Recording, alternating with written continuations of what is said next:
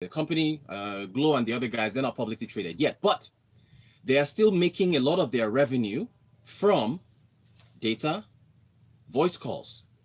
Now, if Nigerians continue to complain about the fact that as the increase in VAT is impacting their calls, there could be a pullback. That is, people will make less calls, maybe send less SMSs, maybe purchase, spend less money on data, and there could be a pullback. So now, if you're pulling back on your voice calls and you're sending less text messages and you're doing less SMSs, that's not impacting the revenue of the telcos.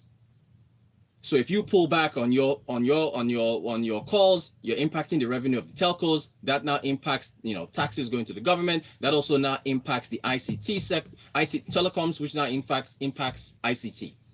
So you could see a contraction there. Now there's a caveat to this. This is me I'm just as they say, I'm spitballing. I'm speculating here. The finance bill did not come into effect until February of this year. So it's not going to be for another 3-4 months or so until that kind of May, June, when we see Q1 2020 economic performance for Nigeria to see whether or not the increase in VAT has actually affected economic performance the way we're seeing coming out of Japan. Yeah.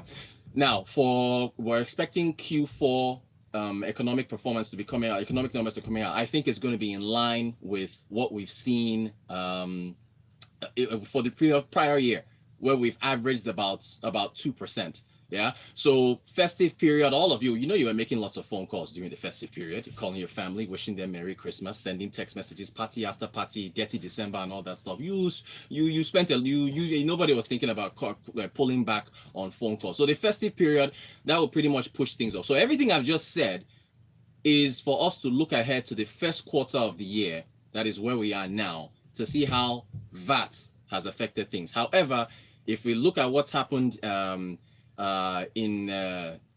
Japan, and in fact, you take what's happening in Japan with the increase in consumption tax, you add the coronavirus thing. This thing still is not going away.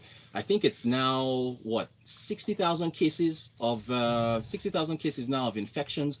The death toll continues to increase. This is still impacting on oil. It is still impacting demand coming out of coming out of China, which is now affecting your Japan, your Thailand, your Vietnam, and all these other countries. So, again, our increase in VAT, I just wanted to at least illustrate, looking at this was around 4 a.m. that we're seeing numbers coming out of Japan, around 4 a.m. this morning. So you just watch watch news, all your big news outlets, business outlets, everybody's going to be talking about how Japan contracted. Let's take a look at some messages here.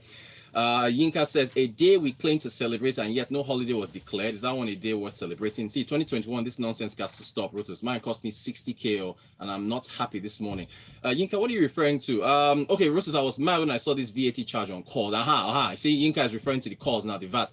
I hope you know we've already paid VAT on the airtime we buy, and that's double taxation. So this is this is now coming from everyday individuals. Again, is this now going to impact how you use your phone?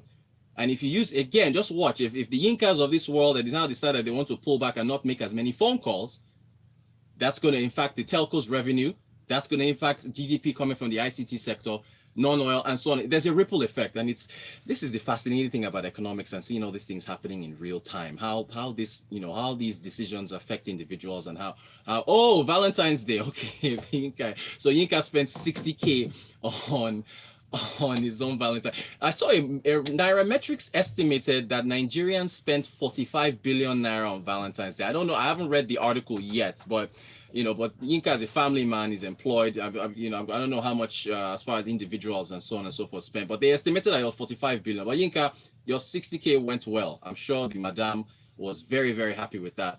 Dakbo, hi Rotus. We will see the impact of the VAT also on the reduction of investment to vendors, subcontractors, and ultimately affect job creation. This is a very good point from Dakbo. Still, and folks, help me out. I still cannot point to any other sector that saw the kind of expansion that the telecom sector saw after Obasanjo just opened up everything. I think MTN was the first set of folks to get licenses and come into the space. When you think about how the telcos, that sector just exploded with the investment that came in. Think of all the call centers across the country. Think of all the phone retailers across the country that sell mobile phones. Think about the service centers that popped up when you have a problem with your phone, and the people that sell you a new screen, that sell you a pouch, that sell you, all these things. Think of everything. The recharge card people that sell it on the street. They have, think of just think about everything. Take a step back and think about the entire sector. Have we seen any other sector expand in that manner? Ladies and gentlemen, that is what Nigeria needs to do to move forward. I'm just piggybacking off Dakpo's message now about how he's saying this thing will have a ripple effect, because I wasn't even thinking about that. I was just thinking about consumers pulling back. There's also the issue of investment that could likely come out. But it makes one think about that was the last, I think, massive expansion of economic activity and job creation that happened in Nigeria when Obasanjo liberated the telecom sector, right? When they got rid of Nitel and just privatized the entire sector. Where are we going to see that again? Where can we see a sector where you can see that just explosion of investment that creates jobs, that creates opportunities?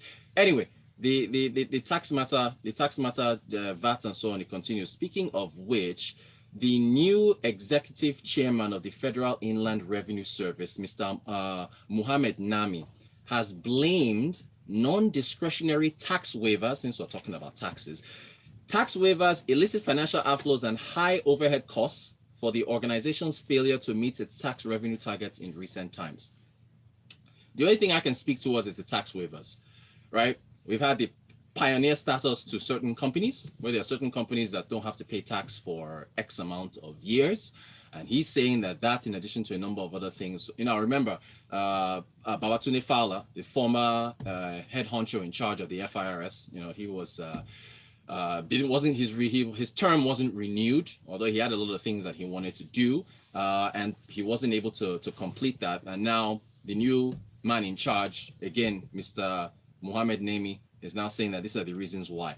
Now, of course, folks, if he's coming right out and he's saying this now, you don't say this thing in a vacuum. If you're going to come out and say that you are blaming non-discretionary tax waivers, illicit financial outflows, and high overhead costs for your organization's failure to meet your tax revenue targets, you and I say, okay, well done, sir. Thank you, Mr. Nami, for telling us what the problems were with the FIRS being able to raise revenue. So now that you've identified the problems, we expect that you, sir, will now nip those items in the bud, and you will now expected to perform on your revenue target. So number one, you're going to end non-discretionary tax waivers. That's the first thing we're expecting you to do, since you've identified that as a problem with the former head, the former leadership at the FIRS.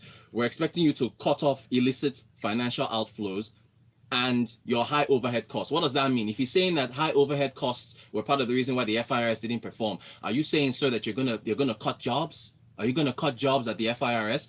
I would think so. Right. So, again, I'm hoping that he's coming out and telling us all these things so that we know that this is what he's going to focus on in order for the FIRS to do what it needs to do. Again, as many people, our listeners that have sent in messages have said, our guests that have come on the show, for the FIRS to be able to meet its revenue targets, you have to focus on the informal sector of the economy. There are just so many. I don't know whether you probably have to increase. Now I'm saying cut jobs here. You probably have to either increase manpower or mobilize the manpower you have to go out there and collect the funds that are needed. The informal sector just keeps chugging along and no one is taxing it. How else are you going to raise revenue? What's Yinka sharing here? Are you aware, Rotus, that the power guys were meant to give out prepaid meters, which they messed up on, and then we had to pay for our prepaid meters? No problem with that. So now these guys come back to tell us, due to the VAT increase, the price of the meters will go up. Between those who already paid before and those who will now pay now, do you expect curses not to be placed on them every day? It's pure cheating. So that's again, VAT is showing up everywhere, right? So that's another issue with the meter problem. Speaking of power, speaking of all things meters, thank you for that message, Yinka. The first tranche of the $3 billion World Bank loan is supposed to be heading out towards Nigeria pretty soon. Of course, they've tied that, I believe, to, and Yinka is not going to like this, but they've tied that to an increase in the tariffs. They're saying they want tariffs to be more cost reflective before Nigeria can get a bit of that $3 billion. So that's another thing we should prepare for. You see, let me go back to Japan again. I repeat, Japan increased their VAT or consumption tax 4 times over the last 30 years. Nigeria, again, 1989, 2007, 2014, 2019, from 3% to 10%, gradually. Yeah? The last time Nigeria wanted to increase VAT from 5% to 10% was 2007. They tried to do, it was attempted, the labor unions pushed back. When you push back over the number of years, you delay the inevitable, and then you now have to do it at a bad time. We came out of recession in 2016. Negative growth, right? We were just treading water in 2017. 2018, okay, things started to come back to we're still just getting out of the doldrums. Economic growth is still behind population growth. And now you're increasing VAT, now you have to increase tariffs, now you got to possibly deregulate PMS, there might be a devaluation, might not. All these things are now coming because you wasted so much time. All right, Okoro has a message here. Okoro says tax waivers are out of it. It's an incentive to boost investments. The focus should be on operational efficiency. So Okoro is saying that tax waivers are required here. Papi K, attention has been focused on power sector and billions of dollars wasted, yet no headway. Maybe it's time to open up tourism and services. Just maybe we can blow it up as well.